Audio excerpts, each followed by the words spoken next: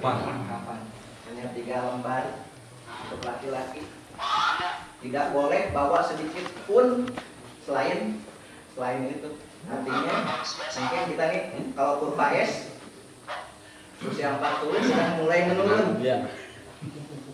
Apa yang akan kita bawa nanti di kelak kemudian hari hanya amal.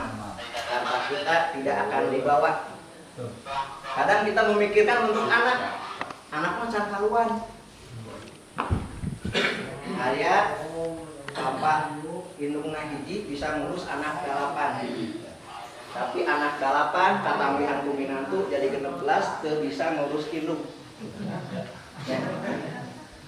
Padahal kita berusaha pulang pergi malam tujuan supaya untuk anak ngajak ngelembur berusaha berbudak.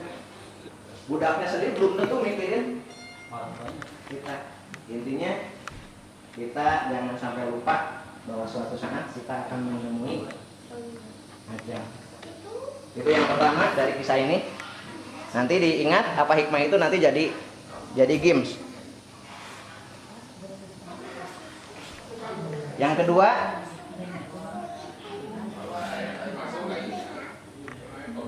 gambar apa di depan? Ya? Gambar ini nih. Anak bercermin. Nah, Bu Ani.